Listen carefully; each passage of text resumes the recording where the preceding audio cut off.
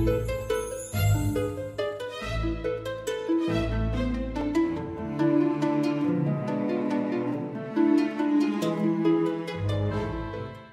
and welcome to another episode of Open and Shut Quality Book Reviews. I'm Ken McKim. Thanks for joining me. So tonight I'm reviewing Dr. Sleep by Stephen King, and in this novel, little Danny Torrance is all grown up and has unfortunately followed in his father's footsteps and become a raging alcoholic. He wanders aimlessly across the United States and is seemingly unable to make any lasting or real connections. There's a reason for that. His own feelings suck. He drinks to suppress the shining. He drinks because to not drink means to never sleep again. At least any kind of peaceful sleep. Now, this is a direct sequel to The Shining, and it takes place many years, obviously, after the events of the first novel. The first few pages give you sort of a recap of the official events of what took place at the Overlook Hotel. So as you can imagine, the three survivors from that night, Danny, his mother Wendy, and the Overlook's cook, Dick Halloran, are pretty much permanently bound together by their shared experiences with the supernatural events that took place during their stay there. Years after the fact, Danny still sees dead people. And really, is it any wonder that he became an alcoholic? I mean, even if he didn't already have the genetic predisposition to travel down that road, everything that he witnessed in his time at the Overlook, especially that last evening, that's more than enough to drive anybody to alcoholism or drug use. I mean, look at who his father is. He's either this guy,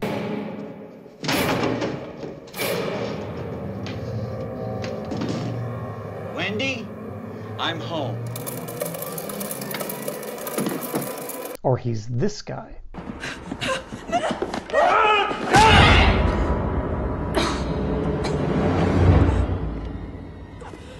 And now, by God, you are going to take your medicine. So then, meanwhile, you're introduced to a new character, a girl named Abra Stone, and she is born with her own psychic abilities, and of course this makes her parents very nervous. Her parents and their very understanding family physician, John Dalton, decide to just not talk about it and to not make a big deal on the instances where Abra actually displays some of her psychic abilities. And I think they're just doing that in a misguided attempt to preserve the possibility of her having any kind of a normal life. It's very nice of them, but ultimately it's doomed to failure because, of course, we know that she is another Danny Torrance in the making, and a meetup between her and Danny is pretty much destiny.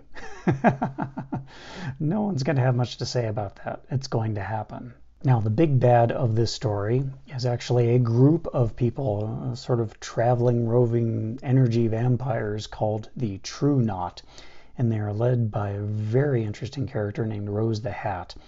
And in my mind, she is the very personification of evil. She is one of those people who will smile sweetly at you while she chops off the tips of your fingers. And when I read the book the first time, I was picturing Amanda Palmer in the role.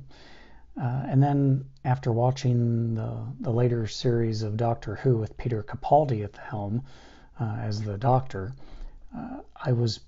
my brain was flipping back and forth between having Amanda Palmer play the role and having Michelle Rodriguez, who plays Missy on Doctor Who, aka the Master, in the role as well. So my brain was annoyingly flipping between the two of them, but either of them would be perfect. They would kill it in that role, and you're welcome, Hollywood. I already solved one of your casting issues for you, should you ever decide to make a movie out of this. So this group called the True Knot travels all over the U.S. looking for people with the shining because they can drain those people's psychic abilities and feed on them.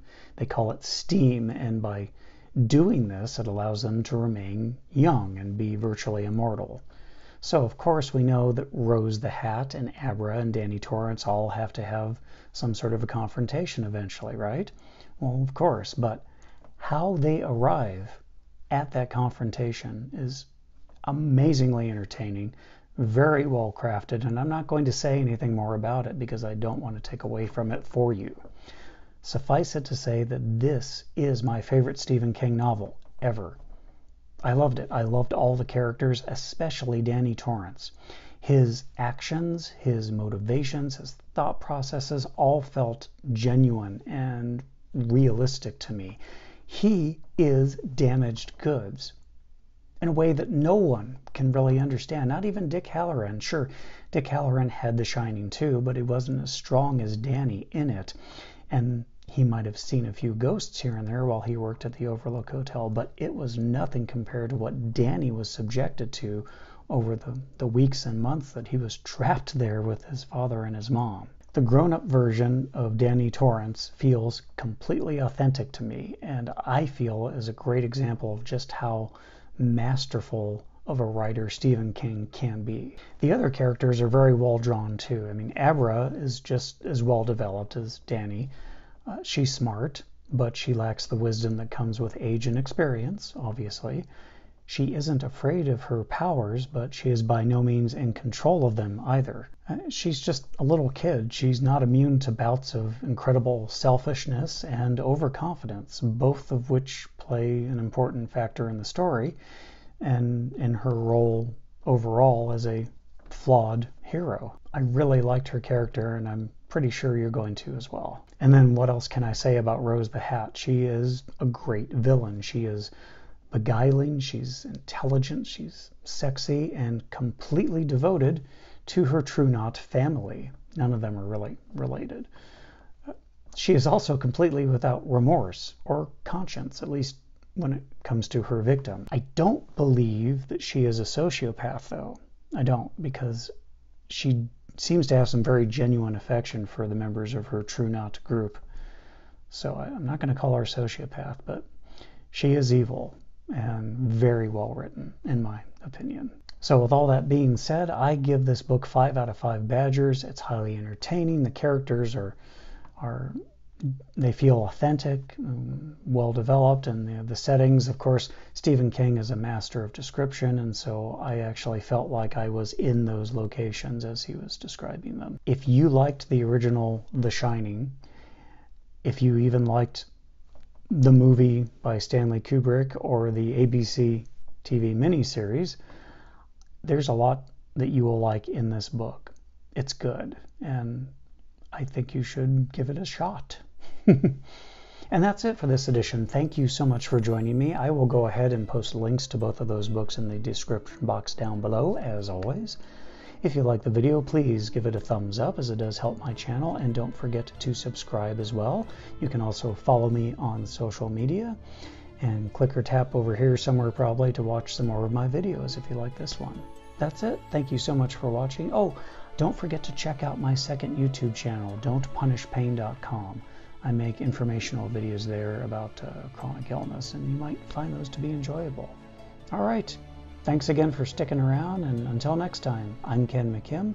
You take care, and happy reading.